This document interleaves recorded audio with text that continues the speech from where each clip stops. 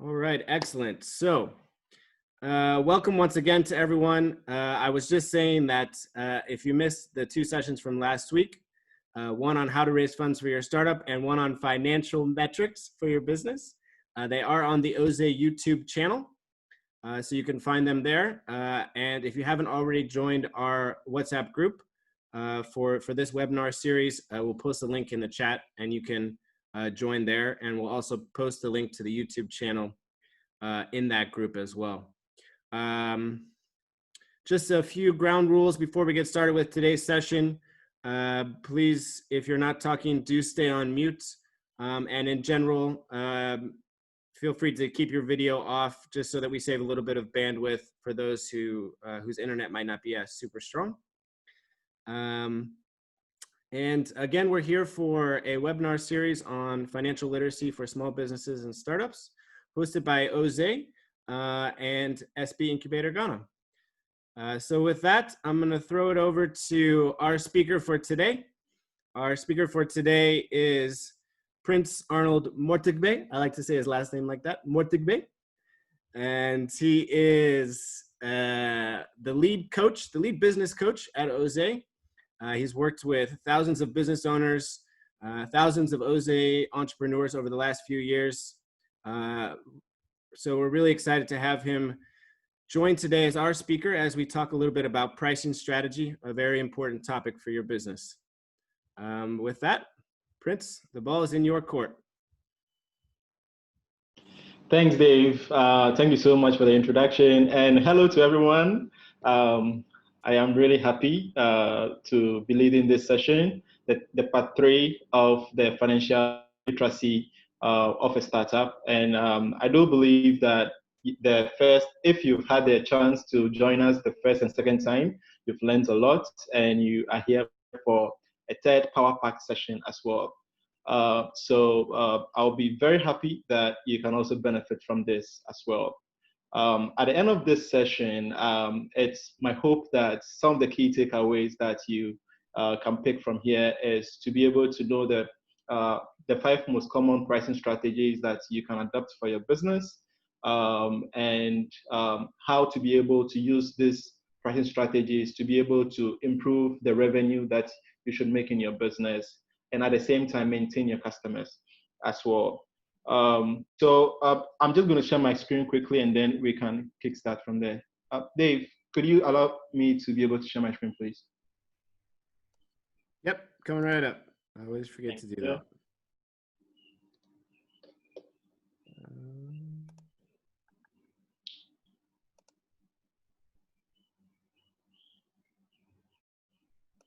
Did that work? Let me try one. Yeah, it's worked. Thank you. Excellent. Okay, can everyone see my screen? Just a little bit of housekeeping. You could see that at the bottom of your screen, there are a couple of reactions where you can have a thumbs up and then a clap. So we will make this session a little bit engaging so that I get to know what is going on in the background, else it will feel like I'm the only one talking. Good, so you can see my screen. Great. So let's get a sense of the audience if you are an Oze user as well. So just give a thumbs up if you using the Oze app as well. Okay.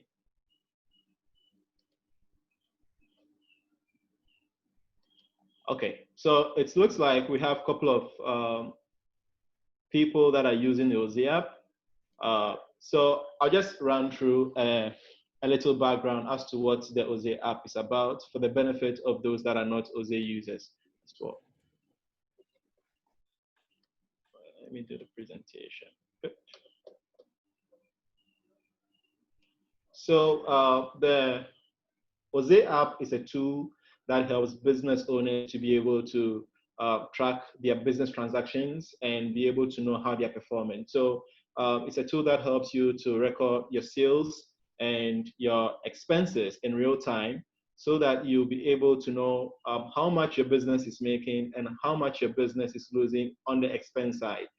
As you're recording the daily transactions, you get tips and insights to be able to know how you're performing and also power up your skill as an entrepreneur to grow.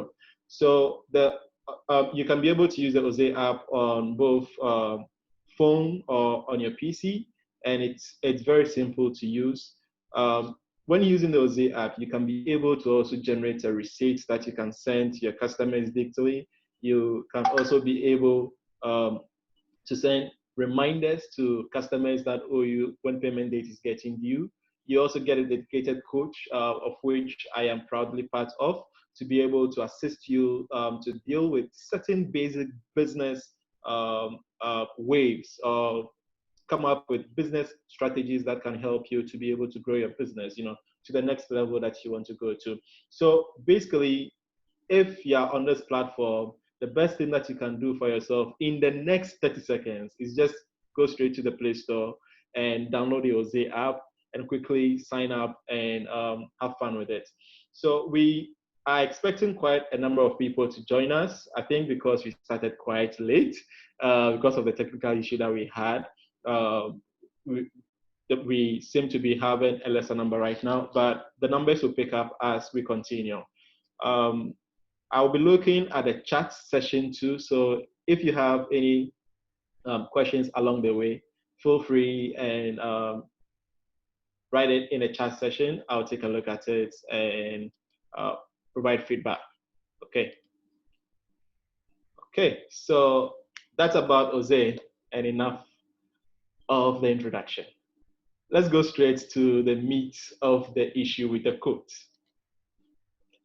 Now, I like this quote a lot because it talks about what pricing is supposed to be. It says it's important when you are considering your price that you realize it is not for yourself, but for your target customers.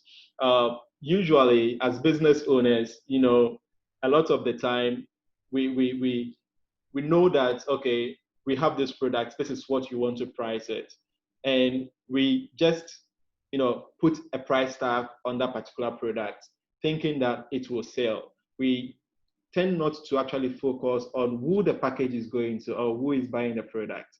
So as business owners, when we are doing pricing, it is not a shot in the dark. You have to look at who your target customer is and to be able to price that product. So this is just a food for thought for us to munch over as we go along the slide. And this was by Professor in Brock University.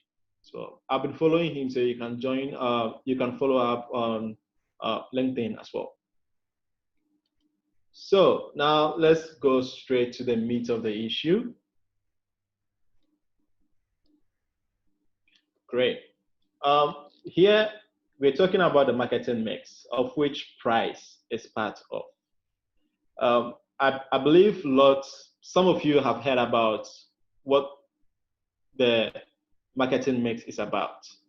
If you are aware of what the marketing mix is, could you give us a thumbs up for us to see if you're aware about it? Oh, looks like we don't have anyone that knows. Okay, 2 people. Here we go. Nice. 4. Great. So the price is part of the marketing mix, and the marketing mix is usually like the 4 pillars or the 4 cornerstones on marketing. It's the bedrock around which marketing is built. So the 4 P stands for product, price, place, and promotion. So you need to have a product and you need to price that product, which is what you're going to talk about today, and where you want to sell that particular product and how you want to market that product. So this 4 core elements forms the entire basics of marketing mix. And every business owner needs to have a general sense of what the marketing mix is about. So today we're dealing with price, which is the money or other considerations exchanged for the ownership or use of a good or services. So the price is the monetary value that you're putting on a product that you are selling. For instance, I can say that this is my product that I'm selling and I'm putting a price of 5 cedis on it. That is the monetary value that you're putting on. Now, some of us, we've come up with a pricing strategy on our products, but we are not aware of what kind of pricing strategy this is. A business owner must sit down and figure out what pricing strategy would work for his or her product. And that is the main essence of this discussion that we're going to have. So feel free, ask questions pertaining to your business, how you can price the product that you're selling in your business, and we'll make time to dissect it as well. So let's just quickly go to the next slide. Now, we do have certain things that you need to keep in mind when you're coming up with a pricing strategy.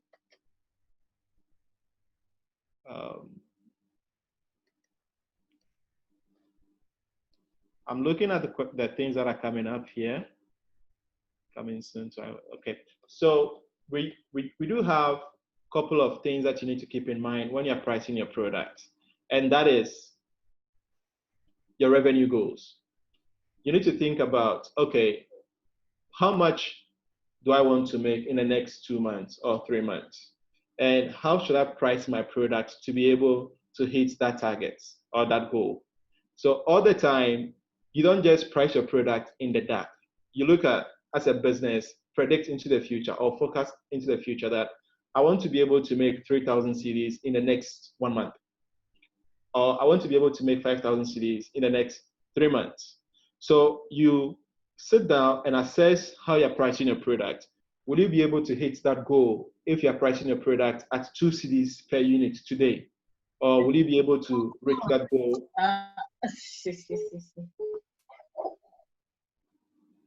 So would you be able to reach that goal when you price your product at 5 CDs? So when pricing your product, keep in mind your revenue goals, okay? And your marketing objectives as well. What do you want to achieve in the market? You want to be able to get about 30% of the market share in 2 weeks or 6 weeks or 12 weeks. What is the marketing objectives? How many shares do you want to attract to yourself? How many consumers do you want to get as well? You need to keep that in mind. Else, you may have the tendency of probably pricing too high and scaring off your customers, or pricing too low and losing out on your revenue goals. So these are very key elements to keep in mind when you're pricing a product. Now, you can also look at your target audience. Who are your target audience? Let's say, for instance, you run a fashion shop where you design suits. Definitely, your focus will be on people that wear suits. That could be the bankers, the investors, people in a corporate sector that require the wearing of suits. You won't factor in the guy that works in a mechanic shop. You would not, add that as your target audience. And so you need to look at what is their purchasing power. Can they be able to afford this suit when you price it at this price or at this rate? And then brand positioning as well. What will people think about, or what do people think about your product? What is the image that people have of your product? So you can't have a very low class brand image and expect people to pay over the bar price for it. It doesn't work like that. You need to factor all of this into your thought process when you're coming up with a pricing strategy for your business. Competitor pricing also works. Now, if you are in a market space and you're selling the same product, and just close by you, there are about 5 or 6 people or vendors that are selling almost similar thing also to you. It's suicidal if you go ahead and put a margin of 10% on your product. Your customers are likely to leave you and go to the next available person that is by you to buy their product from as well. And product attributes also is very, very key. That is the functionalities of the product. You need to look at what functionalities does the product offer. Does it offer more functionalities than other existing products in the market? You look at that, and that also informs you on that. Now, trends is very, very key. Very key because let's say now that we are in a COVID-19 season, the the things that are going more or selling more are the face masks, the sanitizers. Okay, so there is a lot of demand for these kinds of products, and in that sense, you should look at how these trends will affect your pricing as well. So it's very key. And one of the ways to be able to know what's trending is you can be on Twitter, or you can use Google Analytics as well. These are platforms that help you to be able to know what kinds of things are trending to be able to inform you on your pricing strategy. So I know we're going to do a lot of practicals whilst talking, so feel free and let your questions keep coming. Then we do have cost of goods as well. You know, it's you're in business not for charity, you're in business to make money. So it is important to factor in the cost of goods, how much it costs you to get a particular product, and price it accordingly. Else, if you price it below how much it costs you to get those goods, you know what is going to happen. You might not survive for that long in business if you are into a profit-making venture. And then price elasticity of demand. This is basically the change in quantity over change in price. When we're talking about the price elasticity of demand, we're basically talking about how a change in price will affect consumer demand. How a change in price will affect consumer demand. So in this case, let's say, for instance, you're selling a product, let's say ice cream, and then you have other people by you that are also selling ice cream. Yeah, so it's like a booth of people selling ice cream. If you price your product a little higher, will that affect the demand for that particular product? Let's say this pen costs 10 cedis today, and I sell this pen. Now, at the end of the month, selling this pen at 10 cedis, I get 1,000 consumer demands for this particular pen. And then I decide to change the price by 2 cedis upwards. So I increase the price from 10 cedis to 12 cedis. All of a sudden, at the end of the month, my quantity demanded is halved from 1,000 to 500. You realize that when the price was 10 cedis and it moved up to 12 cedis, the change in price was 2 cedis, which is what, 20%. However, my change in quantity demand halved from 1,000 to 500, which is a change of 50%. In this case, this pen is very price elastic. So you need to always figure out if when you slightly change this price, will the demand be affected?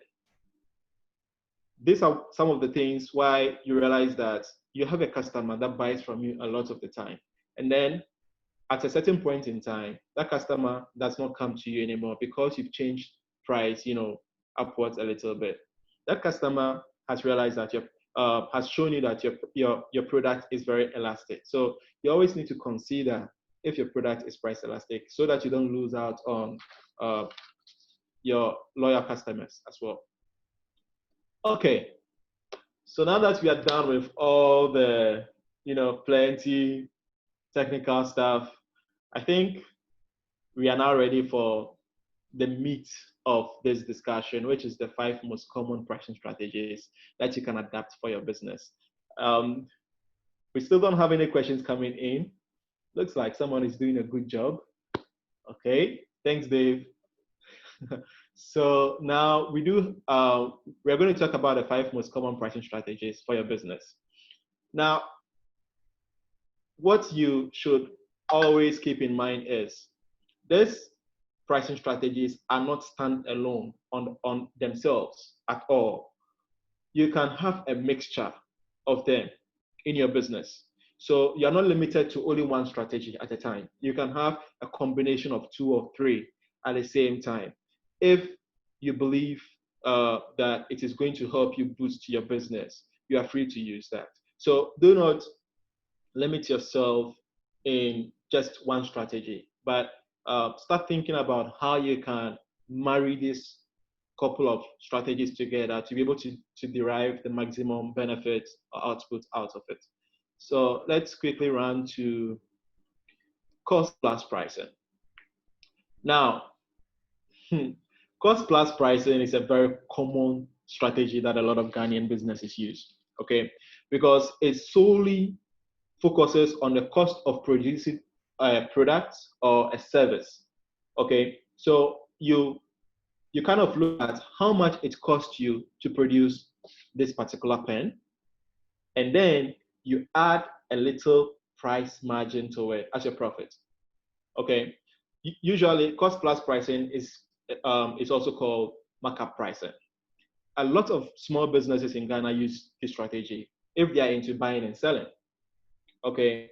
Or they're producing something like juice, or they're producing something like shoes, or you know, other products that they buy a couple of raw materials and mix, and then they get it ready and add a little bit of margin to it to be able to sell and make their profits.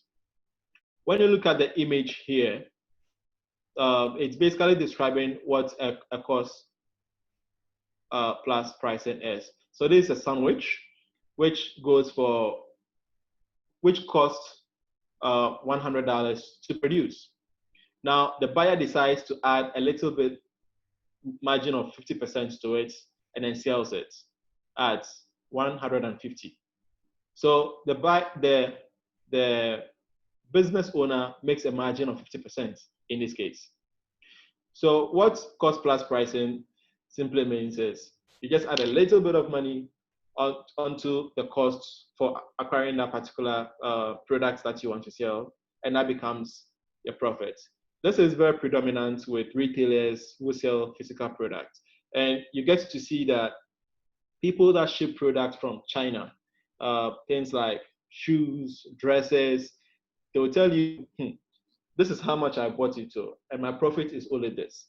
Because they are making that product available for you, and that product is being made available for you at a cost, they are putting a little bit margin on it for them to be able to make a profit.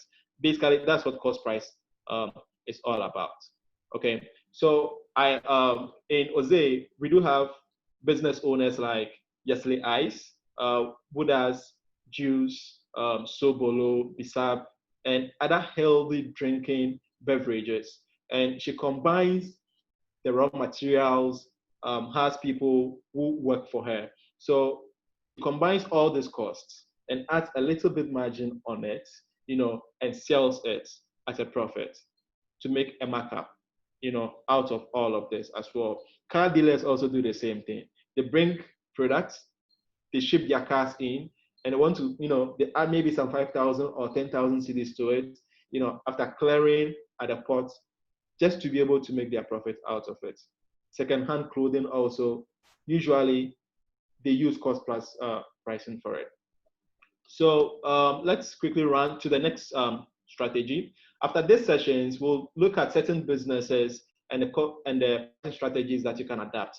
So you can also ask about the kinds of strategies that you can adapt for your business in the chat.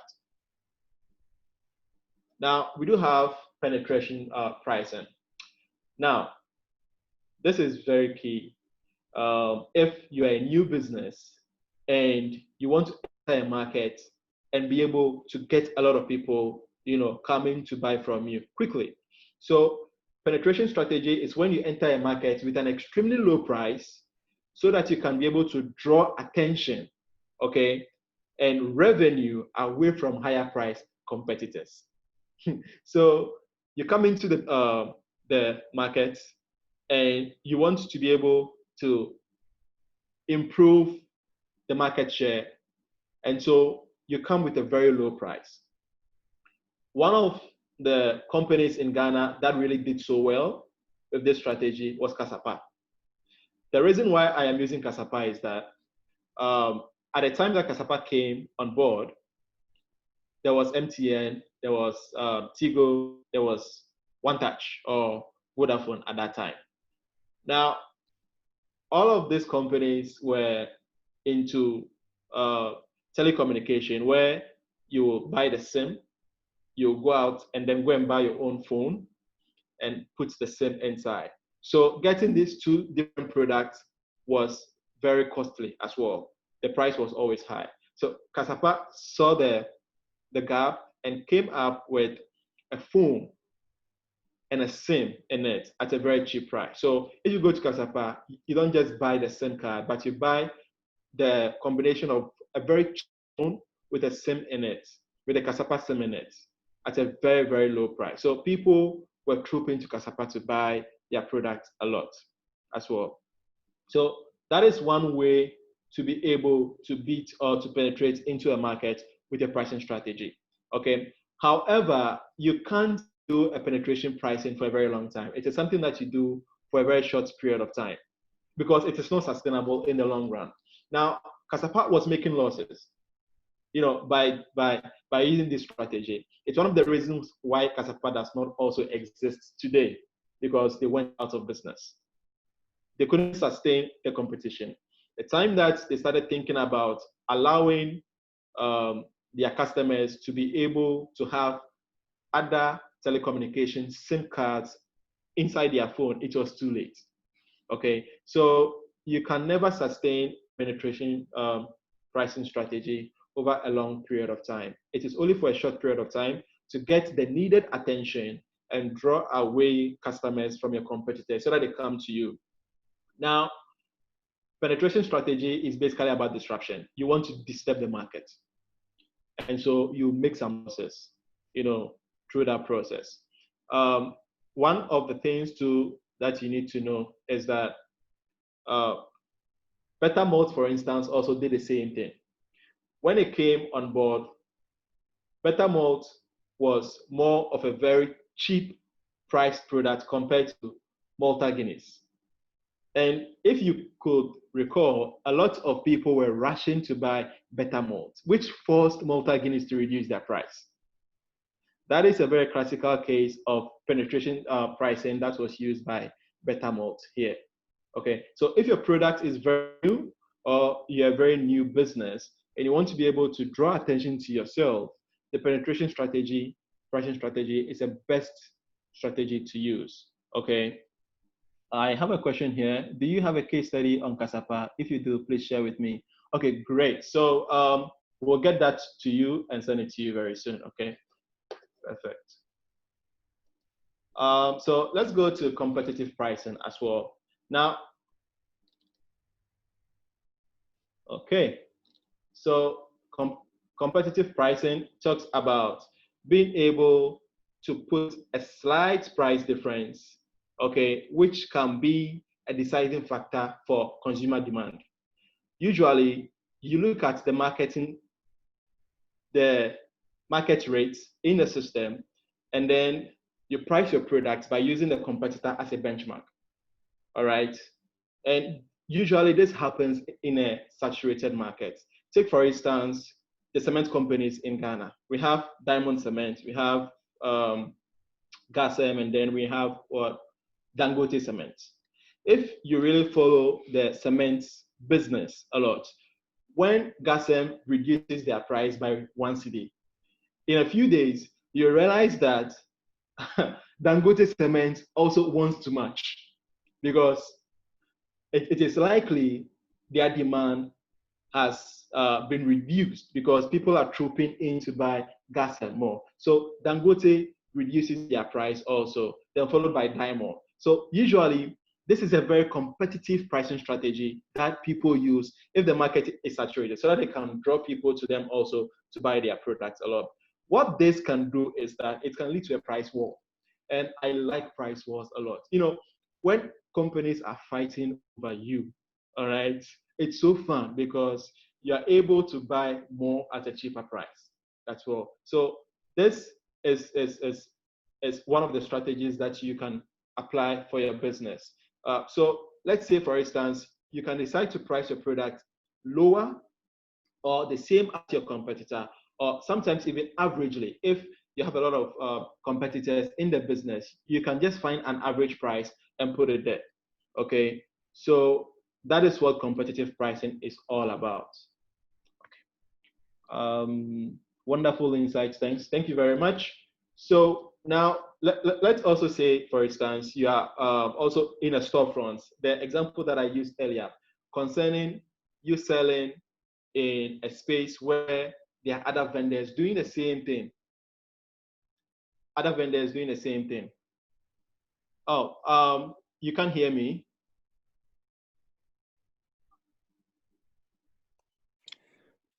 Prince, I can still hear you fine. The person, I'm not sure who posted that you Okay. can't hear. Okay, looks like Grace also is having issues hearing.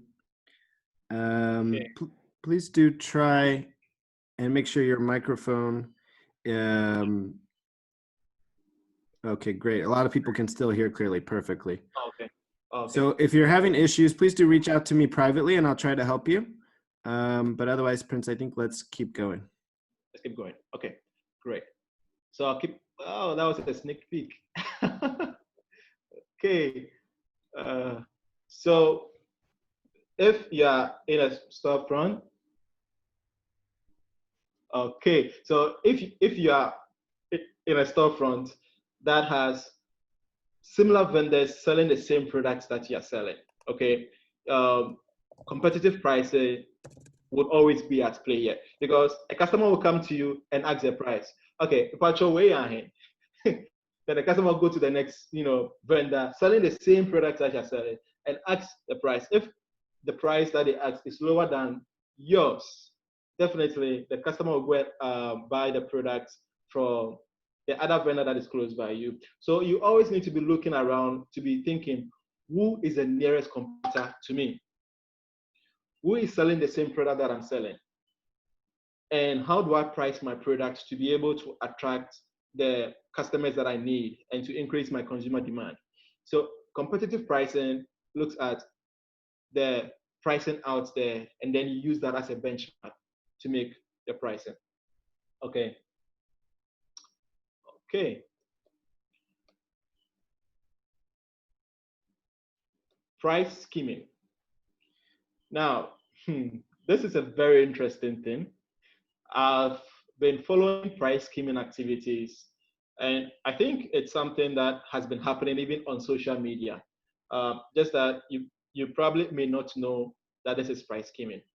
So a skimming pricing strategy is when companies charge the highest possible price for a new product, and then they lower the price over time. Let's basically talk about iPhone users as an example. Okay. Well, I am an Android fan, so if you are an Android fan, just give a thumbs up, and I'll give you a shout out.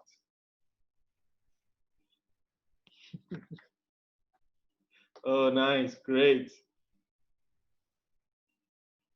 Looks like, yeah. So we are more than the iPhone users. Shout out to everybody that is using Android.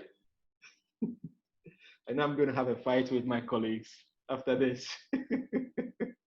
So you realize that when iPhone releases their newest version of products, the price is usually here. And then after 2 or 3 years, the price reduces to this level. Okay. Now, what it does is that Apple charges the highest possible price for that particular version of the iPhone 2 that is released, so that they can be able to recoup their cost of investments that was made during their R&D, designing, coming up with that innovation. Okay, so over time, they gradually reduce the price when the product is becoming less and less popular. That is a particular trend that you see with iPhone products a lot. So I brought out this screen for you to look at in terms of how iPhone price started. For iPhone 9, it was £700, and over time, from 2017, it has reduced to around £200. Okay, so this is a typical case of price skimming, where because your product is new in the market, it's nowhere else. No one has that particular design. No one has that particular innovation, and you know very well that you can price it as much as you can, and still people will buy. That is called price skimming. And as the product is becoming unpopular, then you gradually reduce the price. And the word is on gradually, okay? Gradually reduce the price. If you've been following what's going on social media, I believe you're fully aware about this product called the PS5, the PS5 product. A lot of people have been talking about it. So I went online to do a little bit of a search on in terms of how much it's going to cost. And the predictive pricing is around £500. Okay. So I checked how much PS4 used to cost as well. And in 2014, PS4 used to cost $400. This is the graph on it. You could see that over time, the price has reduced from $400 to around 240, 250 pounds, okay, in here. So price scheming usually can be applied to tech products that are in the tech space, like DVD players, video games, and smartphones, and probably laptops as well. But there is a particular company in Ghana that has been doing so well with price scheming. What makes price scheming very effective is that you can create a certain kind of lifestyle or cult around your product, and people want to feel associated to a particular kind of lifestyle or cult. That's why iPhone users always feel as if they've achieved everything in the world when they are using iPhone. I'm going to have a lot of trouble after this today. And and then there is a particular company in Ghana that is into the fashion business that does this very well. The business name is Polygraph. You know, Polygraph designs very creative dresses that are for female. Okay, so and they are very pricey in a way, so that because it's a new design, it comes with a price scheme in. And she has created a certain kind of cult around the product called the Polygraph chick. So when you buy this kind of product, you're added to the club of being a polygraph chick. Okay, but over time, you realize that she gradually reduces the prices of the product, you know, when the product is becoming less and less popular because other innovations are coming up. You know, she's bringing new innovations in as well. So this is a very clear case that you can also apply. So if you are into fashion, you can look at coming up with a very creative design, you know, and then price it with a pricing scheming strategy. And then over time, as you're bringing in new styles of clothes or designs, then you reduce the price of your previous designs as well. Okay. By then, you realize that people will still go ahead and buy because they can't find it anywhere. They can't find this design anywhere. That is the benefit of price scheming. So this is the last strategy for pricing. It's almost 4 o'clock. We do have some slides to talk about. That will be very practical. So value-based pricing basically talks about pricing based on what the customer is willing to pay. Now, when you are using value-based pricing, it means that you need to look at what the interest of the customer is. Okay, someone just said Techno did similar with their Techno Come On. Oh, nice, great. That's a very good example. Thanks, Eric. So value-based pricing is a strategy where you talk to the customer, find out how much they are willing to pay, and then you use that information to price your products. Okay, so you do a lot of research. There is a research involved for you to be able to know how much your customers will be willing to pay for your products if you want to have a value-based pricing. Okay, and then you pick the features that you have in a product that is different or that is not in other products, and put a little bit margin on those features or on those functionalities that your product has, and say, because of this functionality that my products have that other products do not have, I'm going to put maybe 5 cedis on it as well. and then you communicate that to your customer. Okay, what this does is you're involving your customer in the creation process of your price. And when you involve the customer realizes that, okay, their feedback and their input was placed into the pricing process of the product, and thereby they feel loyal or they feel bound to patronize your products. It improves the customer sentiment on your product. Okay, so one of the things that you need to do when you're doing value-based pricing is that you need to constantly be in tune with your various customers. You need to know what makes them tick. You need to also find out what they'll be willing to pay for these products that you are coming up with. Okay, and you need to vary your products based on the different facets of customers that you have. So you can't use the same pricing for one particular customer. You need to look at the different personas that you have on your customers. Now, Jose, we do this very well in a sense that we do have different pricing for the paid features that we have in the Jose app. And we came up with these pricing strategies based on feedback that we got from our users that are using the app to find out how much they'll be willing to pay for XYZ functionalities. For instance, some of the features that we have, the paid features that we have in the Jose app are the premium features, the pro features, and then the web app features. Where with the premium features, you can be able to generate receipt with your logo on it. You can also be able to send payment reminders to your customers. You would also be able to get a monthly report and download your data in Excel, okay? And then do an advanced form of filtering. All of this comes at a cost of 10 cedis, okay? However, if you look at all these functionalities, you realize that the value that the customer will be getting from all these premium functionalities is higher than the price of 10 cedis. Because if you want to be able to get a report for your business and you go and hire an auditor, you get charged more, okay? If you also want to generate a receipt and you go and buy a hard copy receipt, it's more expensive as well. If you want to be able to send reminders, you know, that has a very nice messaging format.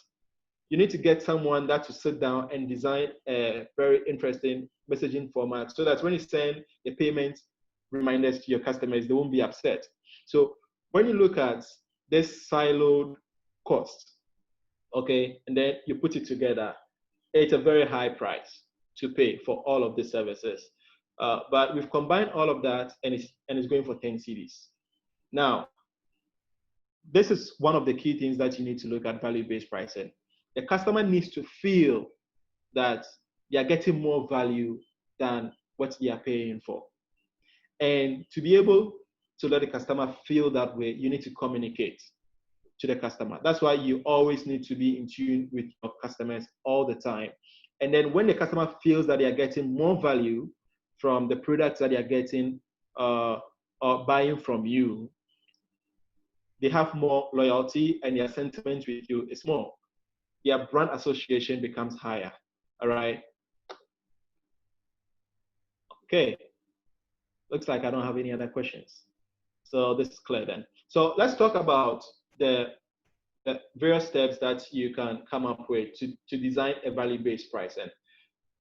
You need to look at coming to the stage where you develop a value-based pricing as a business owner all the time. You need to migrate away from the cost plus pricing towards value-based pricing. The cost plus pricing usually is for people that are starting afresh and they just want to make a few quick bucks and all of that. But if you want to have a brand, if you want to build loyalty for your business, your aim as a business owner is always to be able to move away from cost plus pricing to the value-based pricing all the time.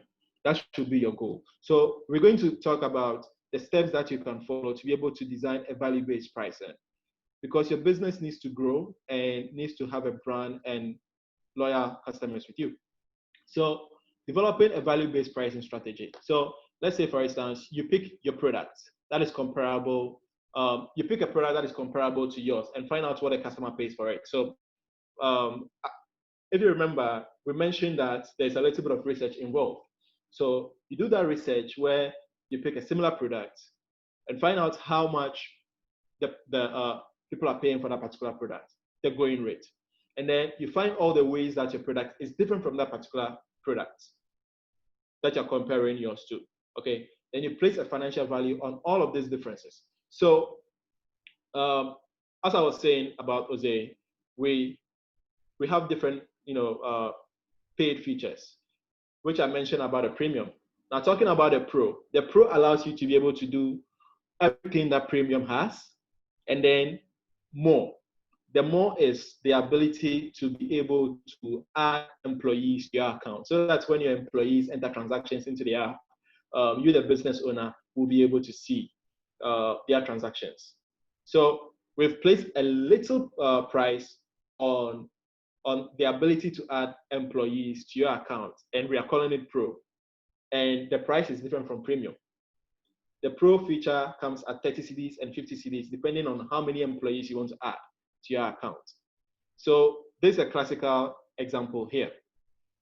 And then add everything that is positive about your product and subtract any negatives to come up with the potential price. Okay, always subtract the negative side. It's very, very important. Always, if you want to achieve this strategy. And then make sure, but of course, we strive in Jose not to have any negative feature in the Jose app. You won't find it. Now, we also make sure the value to the customer is higher than your cost. So it's all about how the customer feels about your product. Okay, the customer needs to feel that the value that they are getting from you is higher. Now, you demonstrate to customers why the price will be acceptable, which includes talking to them. And you only need to do this talking usually once. When a customer enjoys the product, they themselves will realize that they paid less for what they get. If there is an established market, the current price range will help educate you about the customer's price expectations, which talks about the first point here.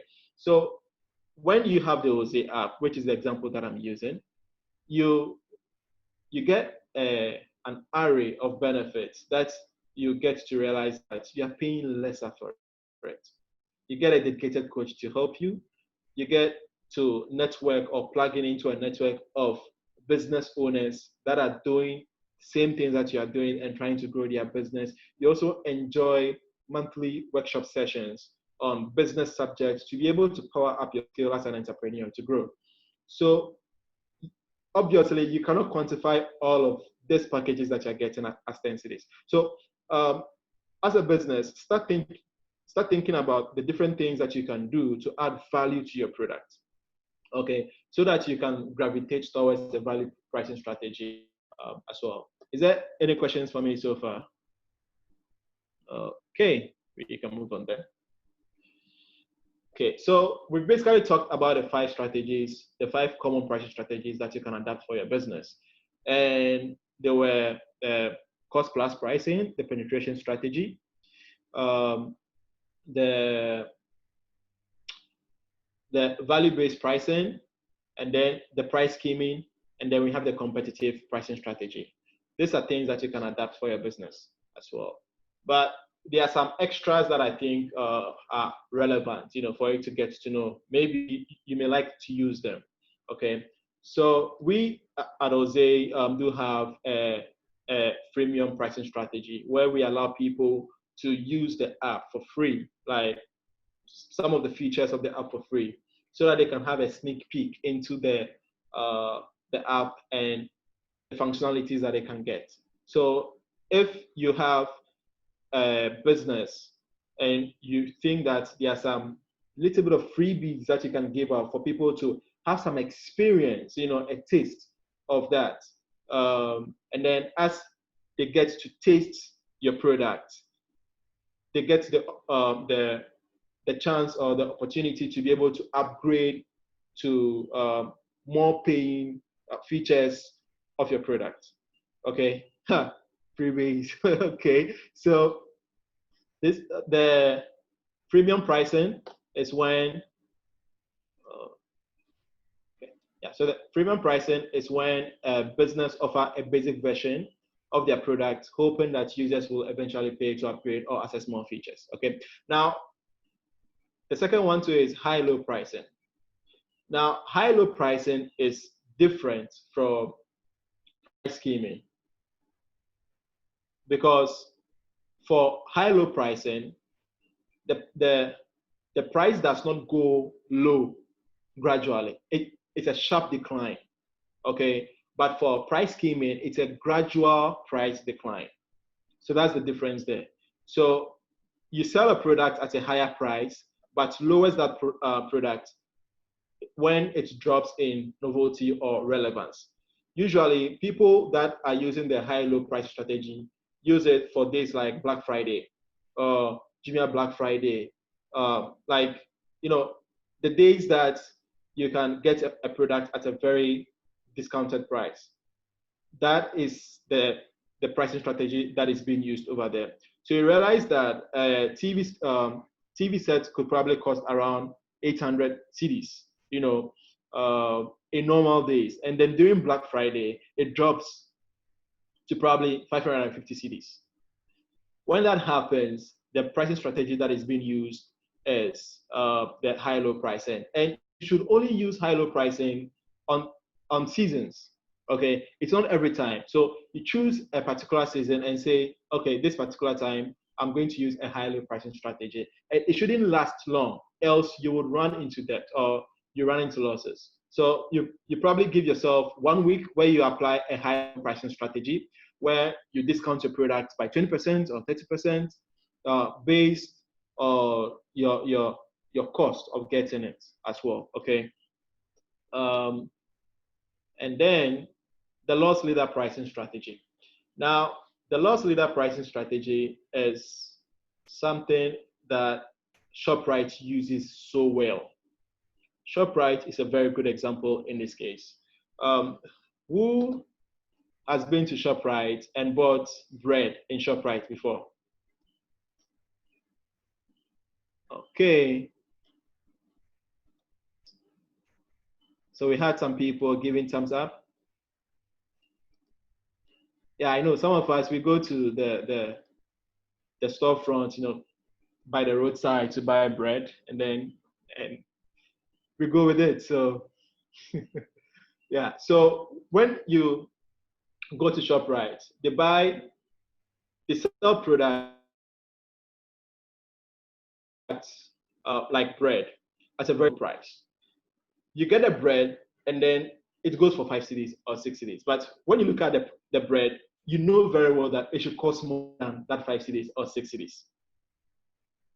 Valley View bread, the best. Okay, great. I would have to try some of that myself. So you buy bread at ShopRite and it's going for 5 cedis or 6 cedis. But you realize that before you get to the shelf where they sell the bread, you pass through a lot of shelf spaces or aisle, you know, with a lot of products, and the bread is at the back. Now, the bread is priced at a loss, knowing very well that before it gets to where they are selling the bread, you would have seen a couple of, you know, products that would have gotten your attention, and you would have decided to pick them, you know, just to go and try them. That's impulse buying. So you price a product so low to lure people into your shop, either online or the physical store, and you make sure that you put that particular product at the back, so that before the customer gets to that particular product, they might have picked a couple of products, you know, out of impulse buying, and then the total products that that particular customer pays for makes up for the loss that you have made on the bread. So it covers that loss and it negates that loss. So you're able to recoup your profit. That's called loss leader pricing. Does that make sense? Okay. So that is a very classic example on loss leader pricing.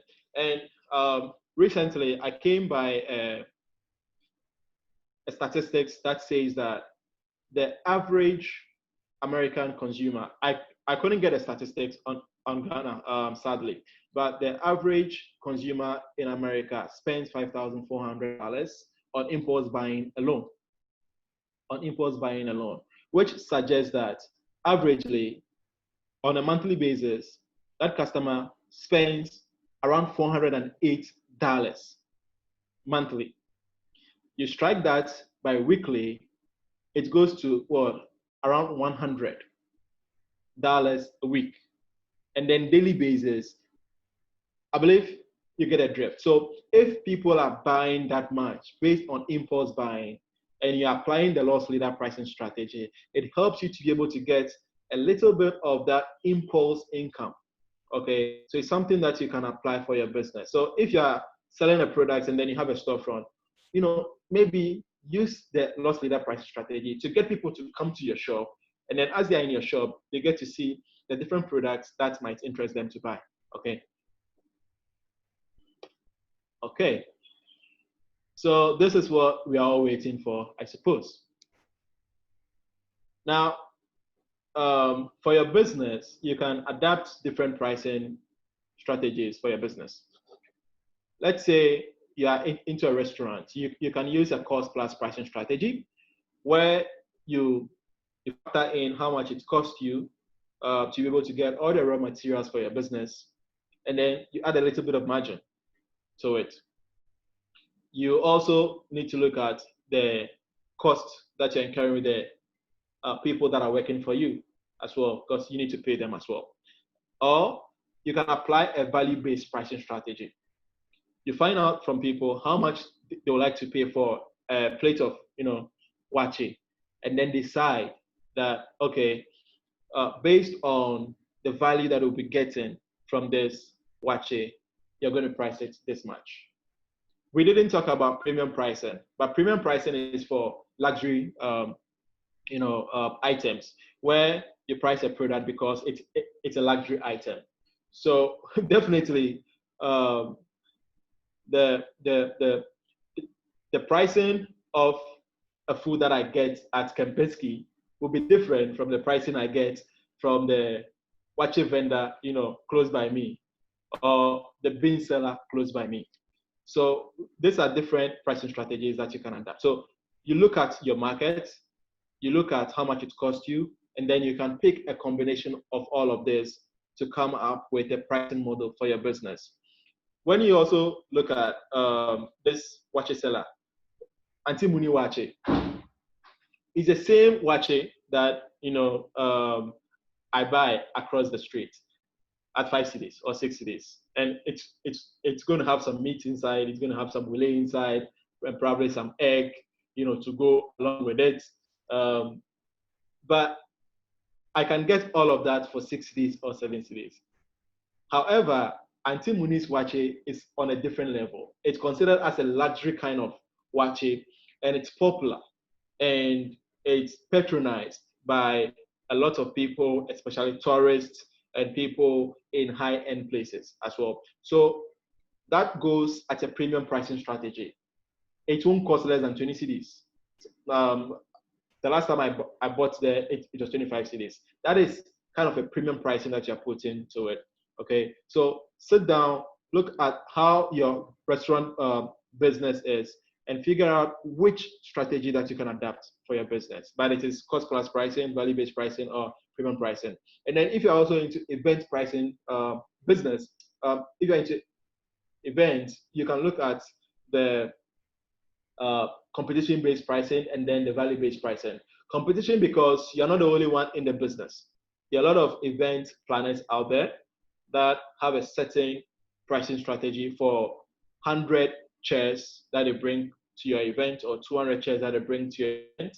And then you also look at the value or what the customer is willing to pay for that particular event that you are planning for. So it's more about talking to the customer and finding out how much they'll be willing to pay, and making sure that the customer understands the market benchmark, okay, in a market.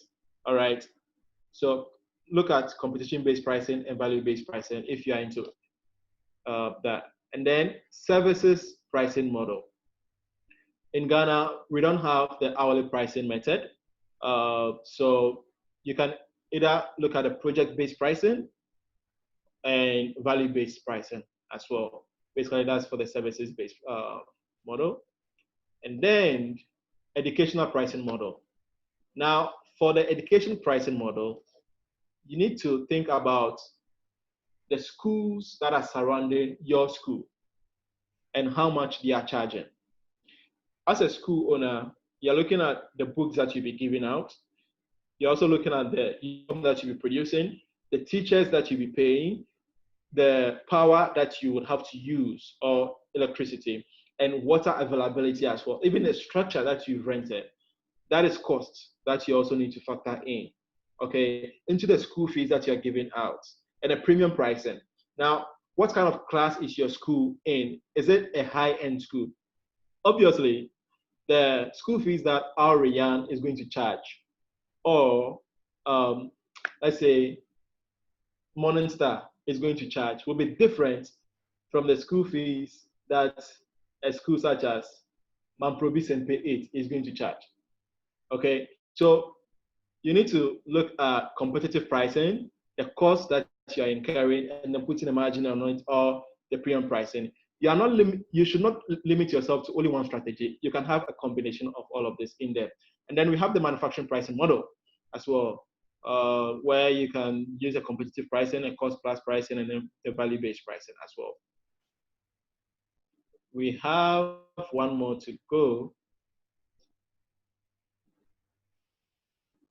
That's the e-commerce pricing model, where you can decide to look at your competitors, then your cost-based pricing, and then premium pricing, and then penetration pricing and value-based pricing. So e-commerce has a wide area of pricing, because there are a lot of people in the digital space, and they price their products. You look at it, do your research, find out how they're pricing their products, how much it costs you to get to those products.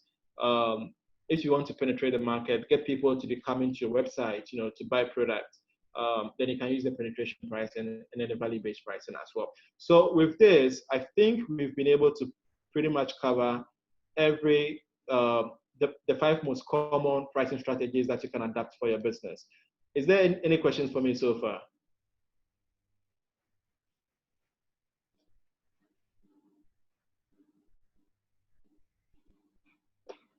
Okay, so there are currently no questions around. Looks like we did pretty much everything, and a good work explaining. But I'm ready to answer questions if you have. In short, the 5 most common pricing strategies that you can adapt for your business are the cost plus pricing, the penetration pricing, competitive price gaming, and then the value-based pricing. Okay. Dave, it appears there are no questions, but so you can come up. You can come on stage. Thanks, Prince. I'm coming on stage. on the virtual stage. All right, everyone. We'll kind of just chat for another minute or so. Give everyone a chance to type any other questions they might have. If you do want to just ask a question, feel free to just go off mute and go ahead and ask your question. Hello, my name is Grace. I want to ask the question. Yes, Grace, go on. Okay, a startup, a new company, and then you are pricing your product. You have to include all the costs. I mean, the new equipment you've purchased and all of that. Do you spread the pricing? So like you finish paying your equipment or the tools you are using to produce the product, or you put it all in the first year. And if you spread it, after you have been able to pay for the tools and the staff you are using to work, do you reduce the price? I want to know, how do you go about it? Thank you. Yeah, that's a very great question, Grace. And I think a lot of businesses have been struggling with this decision as well. So it's good that you asked. Okay. So it's great. You're a new business, you've started, and you want to price your products. You've spent a lot, okay, in setting up the business. So your fixed cost and your variable cost is always going to be on the high side, okay?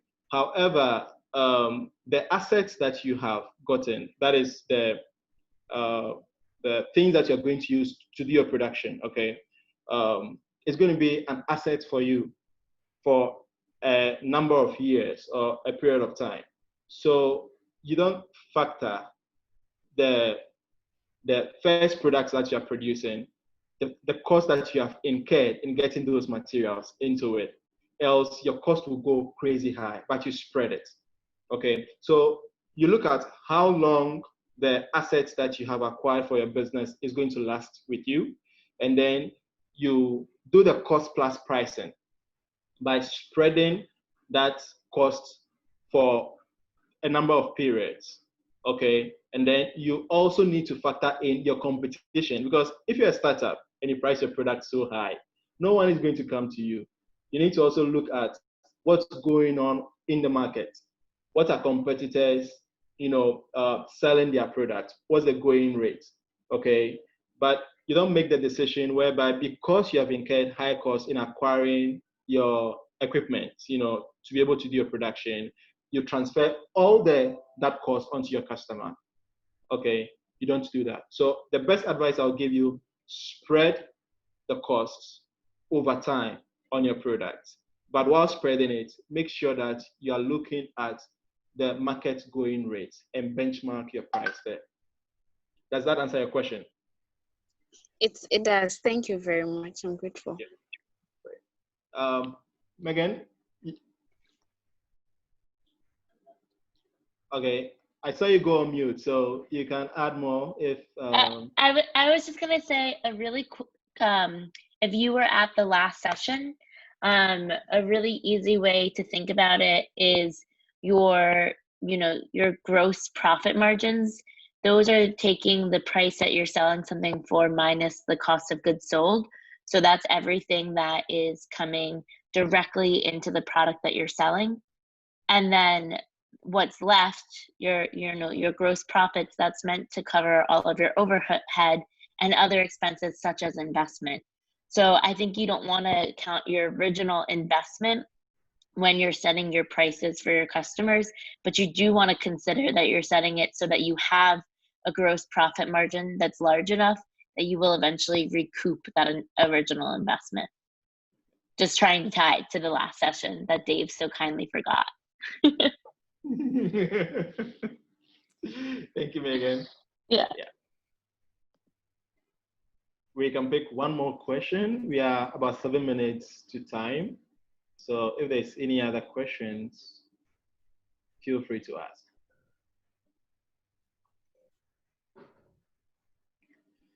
Okay, so Dave will pick up from here. Awesome. Thank you very much, Prince. Let's have everyone give a round of applause. There's a little reaction where you can clap. Let's give a round of applause for Prince. Thank you very much, Prince. Very insightful session. Just a reminder that the recording of this session will be available on the OZE YouTube channel, as well as the SB Incubator SoundCloud account. And we will share the recording as well as the slides in the WhatsApp group, as well as to those of you who have registered for the event. So if you couldn't take notes fast enough, don't worry, you'll be able to review the presentation. Thanks once again for everyone who joined. We'll go ahead and wrap up there today, unless, let's see, Foster or Barbara, are you on and wanted to say any final words? I know that they were in a meeting, so. Okay, well then we'll go ahead and wrap there. Thanks again for everyone. Thanks again to everyone for joining, and we'll see you on Thursday for the final OZE session in this webinar series. Thanks everyone. Thank Bye-bye. you. Thank you. Bye, bye, bye, bye. Bye. Bye. Bye bye.